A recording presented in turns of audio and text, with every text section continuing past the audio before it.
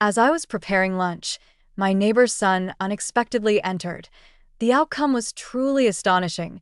The aroma of basil and bubbling tomatoes often enveloped my quaint kitchen, instilling a serene sense of reassurance amidst the routine of a Tuesday.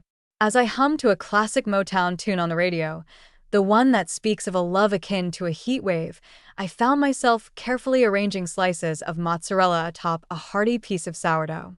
A leisurely lunch, my preferred indulgence, where time is measured not by the ticking of a clock, but by the gentle elongation of shadows dancing upon the linoleum floor. The sunlight, a warm, buttery yellow, streamed through the window above the sink, casting a glow on the swirling dust motes and the cheerful, slightly chipped ceramic robin that had graced that spot for years. It was one of those exquisitely mundane, delightfully serene afternoons, the sort that you quietly store in your mind, unaware of the act itself. A hint of oregano danced atop the dish as I extended my hand toward the olive oil, when suddenly a shadow loomed over the open screen door of my back porch. I hesitated, my hand suspended in the air. Surprise was the last thing on my mind. My dearest friend, Helen, found herself in Arizona, cherishing moments with her grandkids, while my son, Zachary, was a state away, immersed in the pursuits of his own life. For a fleeting moment, a small tremor of discomfort coursed through me, much like the current state of the world. Wouldn't you agree? Yet a voice emerged, tentative and slightly more resonant than I recalled uttering. Linda, Margaret Whitman.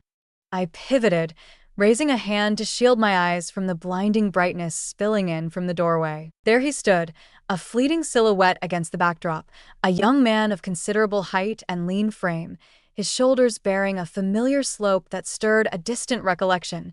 As he advanced into the glow of the porch light, allowing the screen door to whisper its closure behind him, I caught a clearer glimpse of his face. It was none other than Liam, Ethan Carter from next door. My word, it had been ages since I had last laid eyes on him in a proper manner. As I remember it, he was a freckle-faced boy with a knee that seemed to be perpetually scraped, forever attempting to rescue a stray baseball from the depths of my petunias. At this moment, he had undeniably reached maturity. He must have been in his early 20s, I thought. His sandy blonde hair cascaded longer than the meat cuts his mother, Nancy, once enforced, gently brushing over his forehead. His blue eyes, once thoughtful and slightly worried in his childhood, now held a cloudiness that eluded my understanding. He donned a plain t-shirt and jeans, his appearance slightly disheveled, as if he had been on the road for some time or perhaps had not enjoyed a restful night. Liam, my goodness, step inside, I urged, infusing my voice with a warmth of surprise. I brushed my hands against the fabric of my apron, a floral creation gifted to me by Zachary on a Mother's Day long past. What a delightful surprise. I nearly failed to recognize you. He presented a subtle, timid smile that fell short of illuminating his eyes. Indeed, it has been some time. He shifted his feet slightly on the doormat. Mother and father are not present. I experimented with their cells, yet he faltered, his gaze drifting into a realm of uncertainty. Yes, it has come back to me. Nancy shared that they were heading to the lake for a few days, a small celebration of their anniversary. For almost 3 decades, Bill and Nancy have been my neighbors, kind souls, reserved yet approachable, often found in their own world, but always willing to extend a warm greeting or lend a helping hand with a cup of sugar when the occasion called for it. Indeed. Liam's shoulders appeared to droop ever so slightly. He surveyed my kitchen, his eyes drawn to the simmering tomato sauce on the stove and the unfinished sandwich resting on the counter. The aroma in this space is delightful. As I prepared a quick lunch, I gestured toward the sourdough, admitting that I was running a bit late today. Have you had a chance to eat? It was an instinctive proposal, the sort that slips from your lips without a second thought. He paused, his gaze darting between the meal and me. Not quite. I drove directly from, shall we say, the institution of learning. He swept his fingers through his hair, a motion that carried a weight of fatigue rather than nonchalance. Perhaps I ought to have made a call beforehand or exercised a bit more patience. I apologize for my sudden appearance. Nonsense, Liam, I declared, attempting to maintain a light-hearted tone, even as a small knot of worry began to tighten in my chest. He appeared to be lost in a sea of uncertainty. What purpose do neighbors serve? Step inside and take a seat. There is an abundance. I drew out one of the wooden chairs from my modest kitchen table, the one with the slightly unsteady leg that I had been intending to repair. Unless you find yourself pressed for time? He slowly shook his head. There is absolutely no hurry whatsoever. He approached and settled into the chair, his movements heavy with fatigue.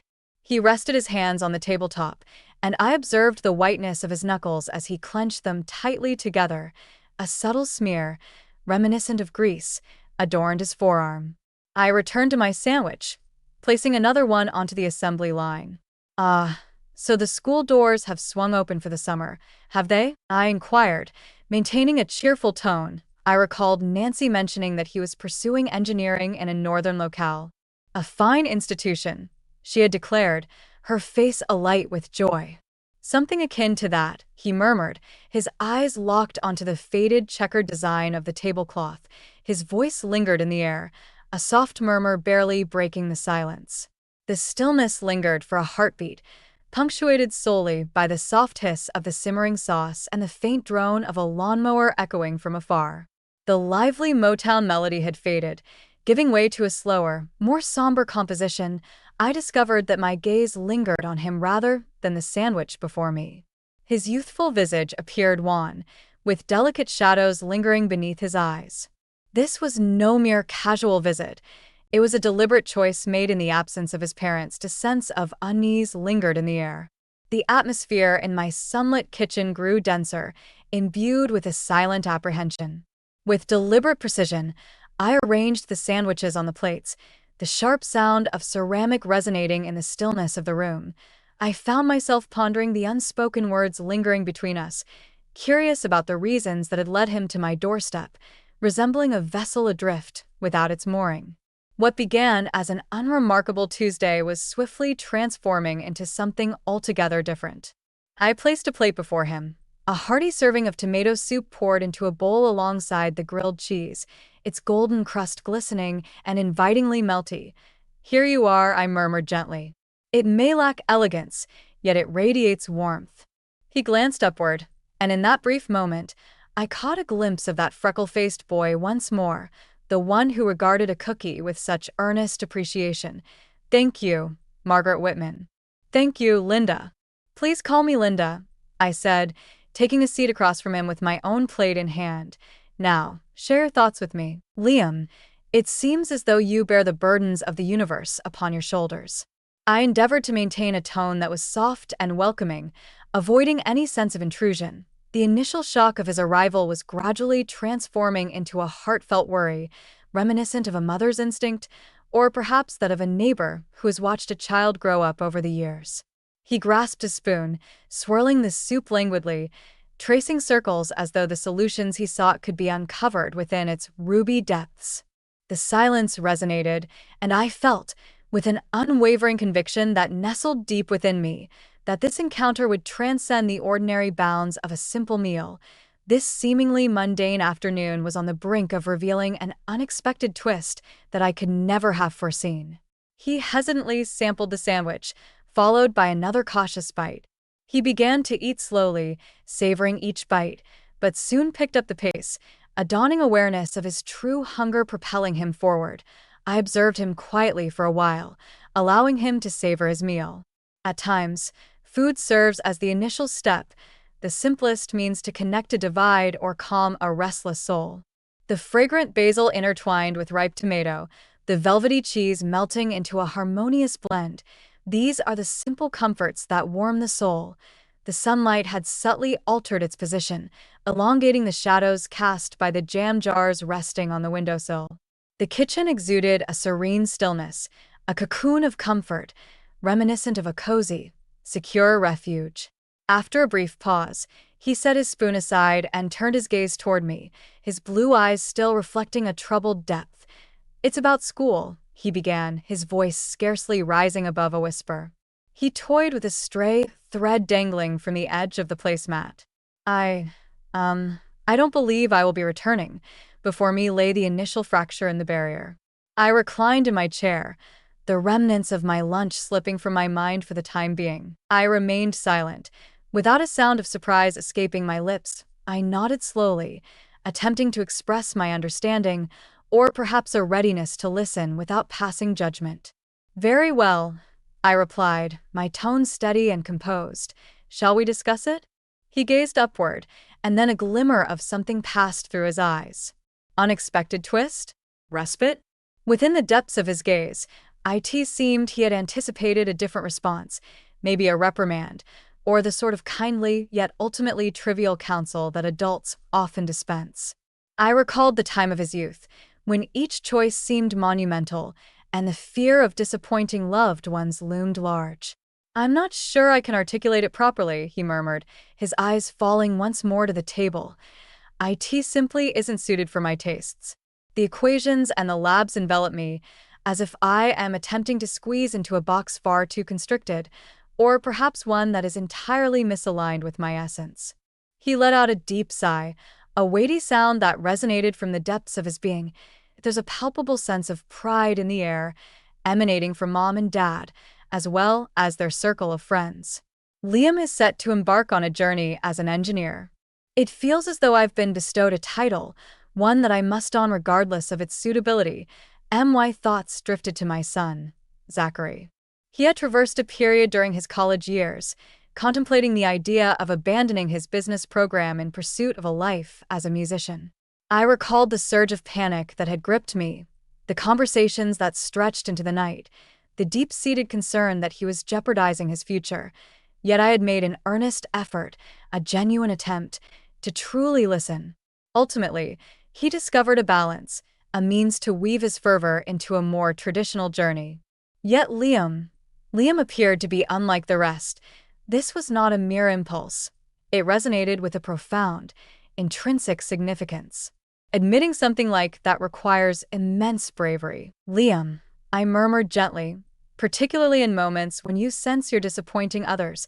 He glanced upward suddenly, his eyes filled with surprise. Do you really believe that?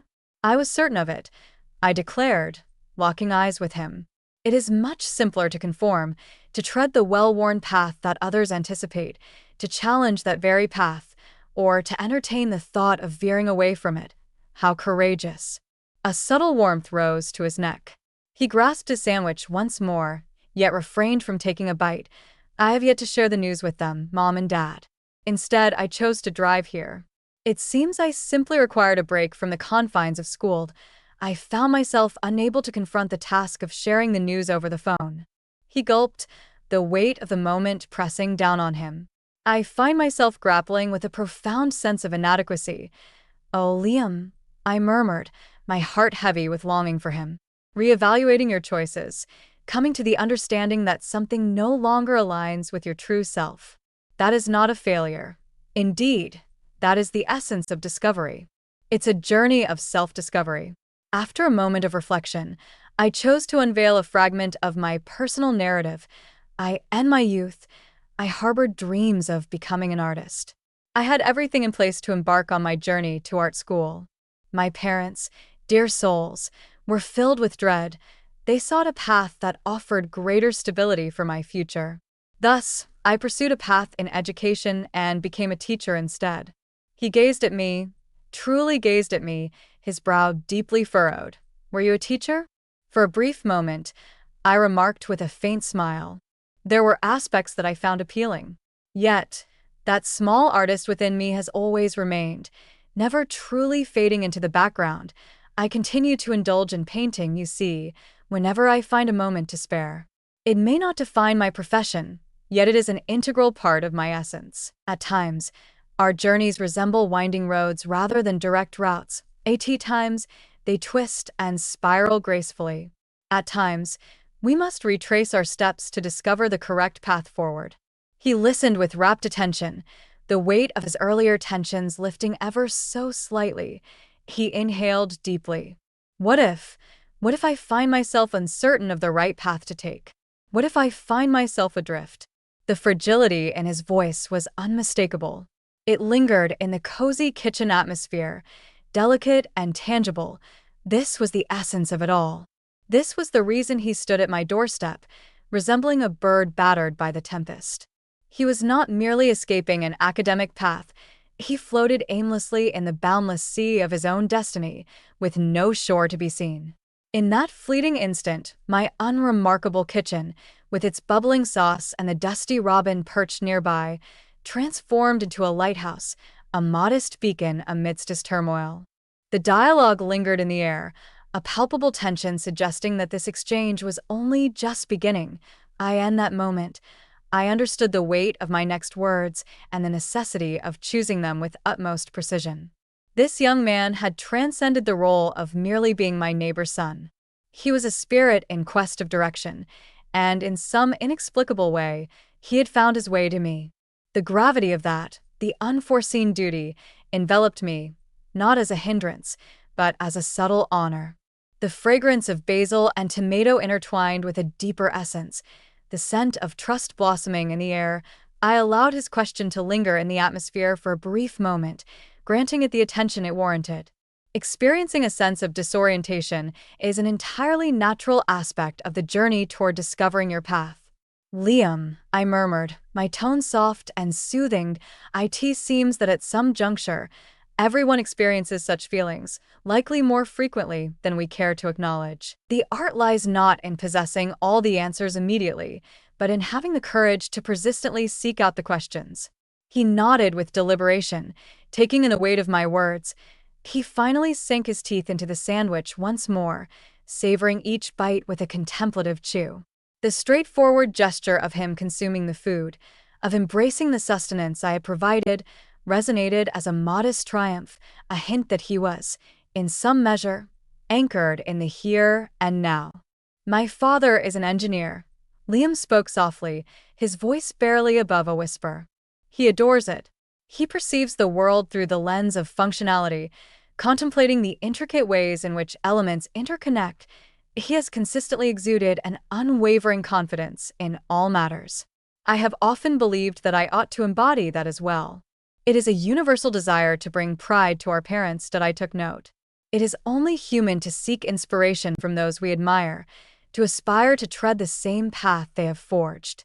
Yet you are not your father, Liam. You are distinctly yourself. Your perspective on the world is uniquely yours, filled with elements that resonate deeply within your heart. A faint smile graced my lips. Times, our aspirations diverge significantly from the dreams our parent held for us, not due to any fault of theirs, but rather because we are distinct individuals. I found myself reflecting on Bill, his carefully tended garden, his garage arranged with meticulous precision. He was a man of integrity, steadfast and dependable. One could easily understand how a son might experience the weight of expectation to mirror such unwavering conviction. What if I am uncertain about what truly brings joy to my soul? He posed the question in a near whisper, infused with a sincere confusion that pulled at my heartstrings. What if I simply lack a unique talent? Oh, I find that hard to believe, Liam, I declared with a certainty that surprised even me. Times, our abilities may whisper rather than shout, subtle and understated. Not everyone is destined to construct bridges or craft towering skyscrapers. Certain individuals are destined to forge connections with others, to craft beauty in subtle forms, or to grasp the intricate nuances of the human heart. I hesitated, sifting through my thoughts for the perfect expression. What activities brought you joy in your childhood? Before the weight of career choices and practicality settled in, he appeared somewhat taken aback by the inquiry. His brow furrowed in deep thought, his eyes wandering to the window, fixating on the ancient oak tree standing sentinel in my backyard. Once, I found joy in the art of drawing. He spoke, a trace of uncertainty lacing his words, as though revealing a hidden truth. I found great joy in disassembling objects to uncover the intricacies of their mechanisms, he added with a faint, self-deprecating smile, acknowledging that he didn't always manage to piece them back together quite as well. I drove my mother to the brink of madness.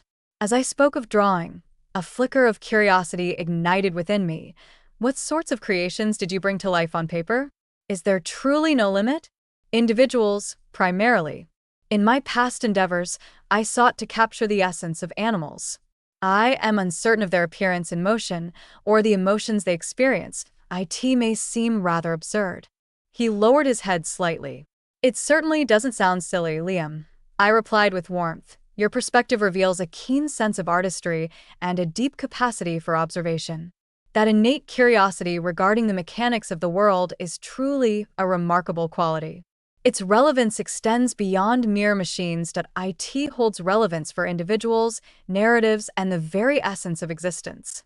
He remained silent for an extended pause, his finger gliding along the edge of his soup bowl. The only sounds that filled the air were the rhythmic ticking of the grandfather clock in the hallway and the faint, distant chirp of a blue jay. The earlier tension that had filled the room had mostly faded, giving way to a contemplative stillness. We existed in a delicate bubble, a fleeting sanctuary from the relentless demands and expectations that loomed beyond our fragile walls.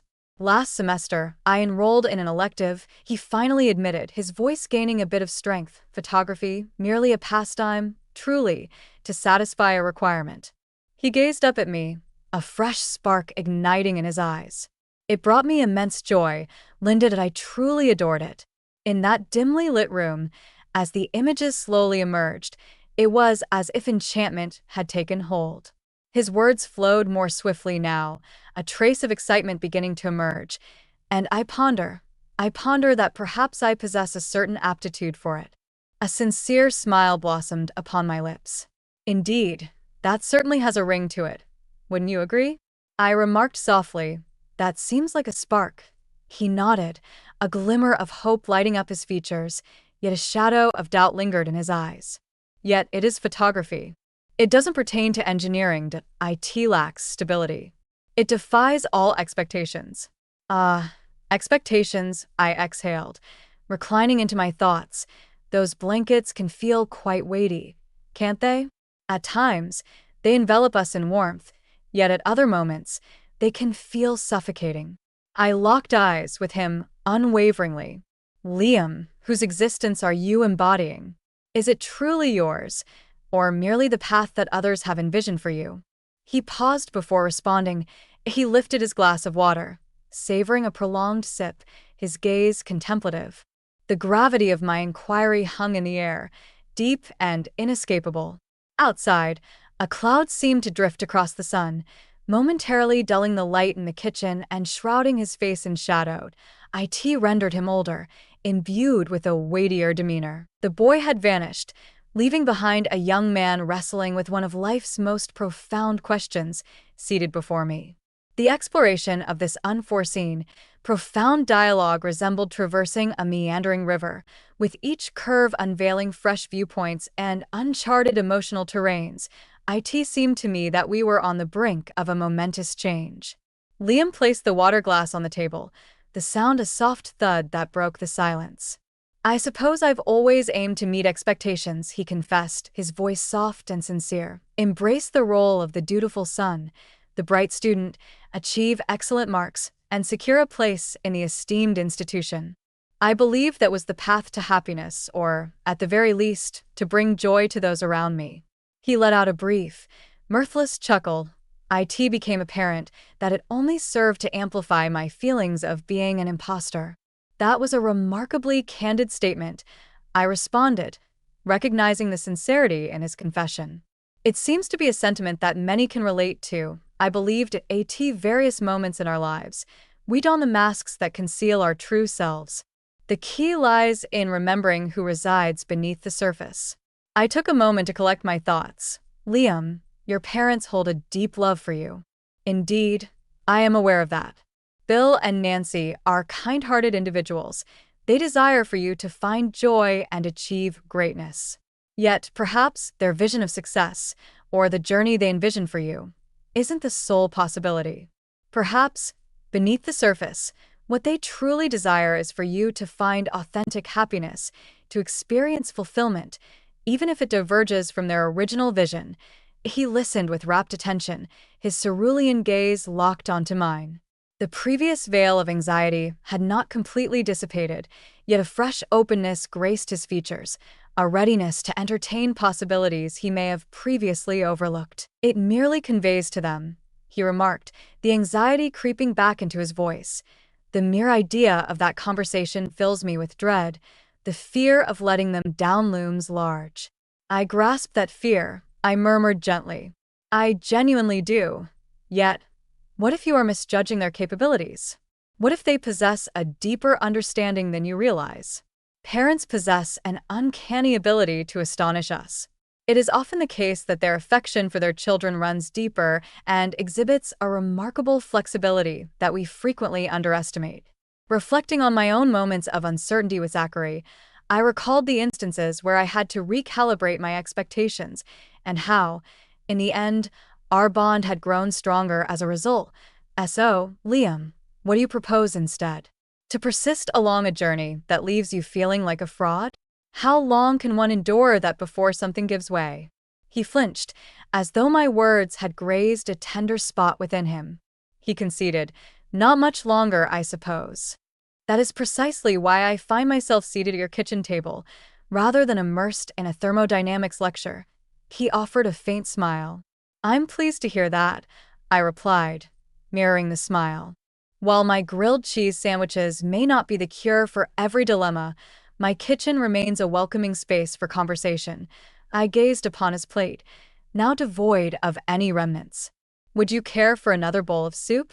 Would you care for another sandwich?" He gently shook his head, a subtle gesture that spoke volumes. "No, thank you, Linda. I have reached my limit." It truly was an exceptional experience. My sincere gratitude. His voice carried a sincerity that enveloped me in warmth. It transcended mere sustenance. It revolved around the expanse, the attentive presence, the collective instant of silent comprehension. The spark I had observed before was now intensifying, glowing with a newfound brilliance. Indeed, that's precisely it. Primarily portraits, spontaneous captures, seeking to seize a fleeting moment, an authentic emotion, beyond mere posed grins. He paused for a moment, then extended his hand toward the backpack he had set down by the door. He delved into the depths for a moment, emerging with a weathered, leather-bound journal. It resembled a sketchbook rather than a conventional diary. "I began to carry this with me," he spoke, his voice tinged with a hint of shyness. Though it may seem modest, he gently opened it and turned it around for my gaze. My breath hitched in my throat. It was not merely a sketch, a photograph nestled within the pages, a striking black and white portrait of an elderly man perched on a park bench. His face, a tapestry of wrinkles, tells stories of time, while his eyes gaze into the distance, reflecting a deep sadness intertwined with a serene dignity. The interplay of light and shadow was nothing short of exquisite. It transcended mere imagery. Once upon a time, there unfolded a tale. "Liam," I murmured, deeply touched. "This is truly beautiful, indeed." A gentle flush crept across his cheeks.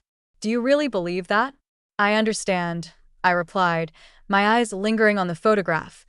"Your talent is remarkable, Liam, truly remarkable. This is not merely a skill you possess to a certain degree.